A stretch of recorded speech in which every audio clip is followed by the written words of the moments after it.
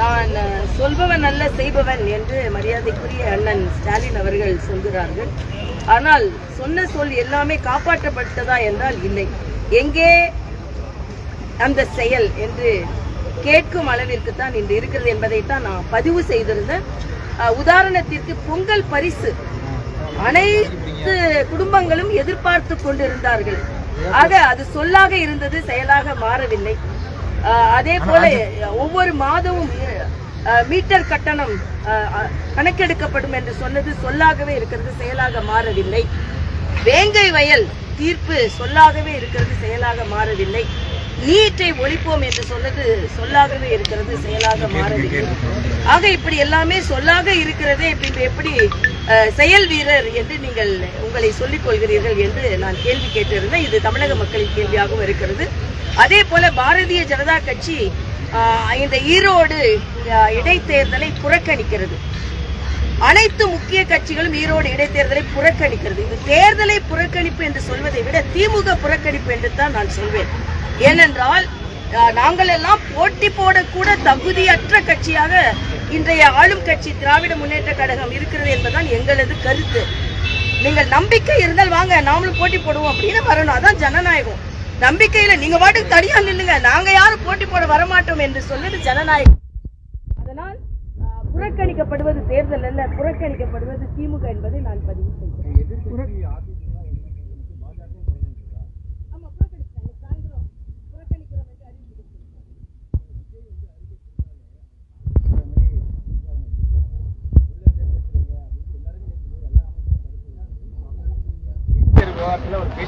இல்ல, நீட்ல தம்பி விஜய் அவர்கள் சொன்னது சரிதானே.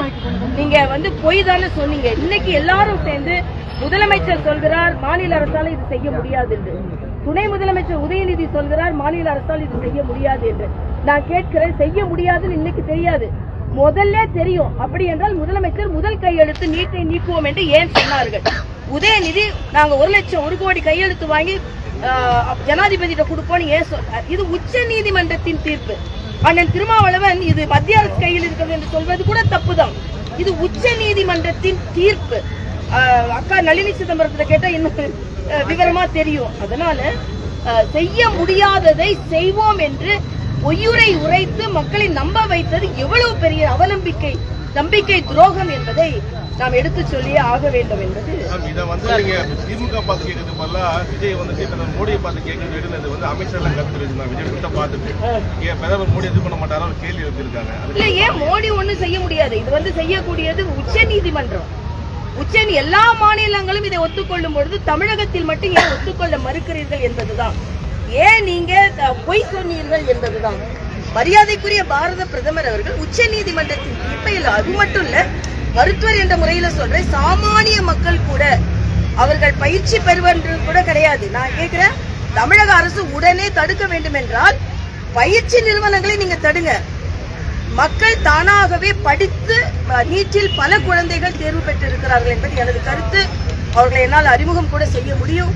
அதனால சாமானியர்களுக்கான ஒரு திட்டத்தை வேண்டாம் என்று சொல்வது திமுகவின் பழக்கமாக இருக்கிறது என்பது எனது கருத்து. தேர்தலில் போட்டியிடாதது தொடர்ந்து பெரியார் அவர்களை விமர்சித்து வருகிறார். அவருடைய விமர்சனத்தை நீங்க எப்படி பாருங்க? பெரியார் எங்கள் வழியில் வந்திருக்கிறார் என்றுதான் சொல்லணும். ஏன்னா நாங்கள் இத்தனை காலம் எங்களது கருத்தியலாக எதை சொல்லிக் கொண்டிருந்தோமோ அதை சகோதரர் சீமான் அவர்களும் இன்று சொல்ல ஆரம்பித்திருக்கிறார்களாக எங்கள் கருத்தியலுக்கு கிடைத்திருக்கின்ற ஒரு பலமாகவும் நாங்கள் இதுவரை சொல்லிக் கொண்டிருந்த கருத்தியலுக்கு ஒரு ஆதரவாகவும் நான் இதை பார்க்கிறேன். ஆக இது பாரதிய ஜனதா கட்சிக்கு மிகப்பெரிய வெற்றி என்று பார்க்கிறேன். பாரதிய ஜனதா கட்சி கருத்தியலுக்கு வெற்றி என்று பார்க்கிறேன். உதாரணத்திற்கு நான் அடிக்கடி கூட்டத்தில் சொல்வது ஒன்று, இது அண்ணா வளர்த்த தமிழ் அல்ல, ஆண்டாள் வளர்த்த தமிழ்.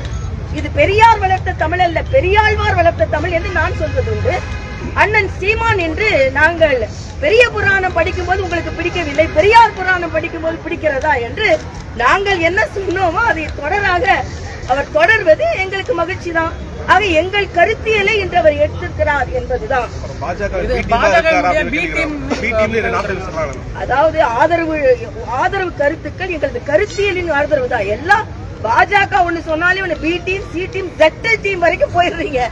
ஆக திராவிட முன்னேற்ற கழகத்துக்கு யாராவது ஆதரவு பேசினா அவங்க கூட்டணி பலம். ஆனா பாஜகவுக்கு யாராவது ஆதரவு பேசினா உன்னை பி டீம், சி டீம், இ டீம், ஒரு டீம் அவ்வளவுதான். அது நல்ல டீமா இருக்கணும். டீம் கருத்துக்கள் எங்களது டீம்னு சொல்றதோட எங்க டீம் அண்ணன் சீமான் எடுத்திருக்கிறார். ஆக டீம் பார்ட்னர் வேணா எடுத்துக்கலாம், டீம் பார்ட்னர் எடுத்துக்க முடியாது. யார் அந்த சாருங்கிற மறுபடியும் பாஜக அது மாதிரி இல்ல, நாங்க ஏற்கனவே யார் அந்த சார் போராட்டம் நடத்திக்கொண்டோம், கைதான. அதுக்கப்புறம் மகளிர் அணி கைதான. எங்களது மாநில தலைவர் பெரிய போராட்டம் நடத்தி இருக்கிறார். ஆக யார் அந்த சார் என்ற கேள்வி இன்று கூட பூதாகரமாக இருந்து கொண்டிருக்கிறது. இதற்கு பதில் சொல்லிதான் ஆக வேண்டும். இதற்கு பதில் சொல்லவில்லை என்றால் இந்த ஆட்சியாளர்கள் புறக்கணிக்கப்படுவார்கள் என்பது எனது கருத்து.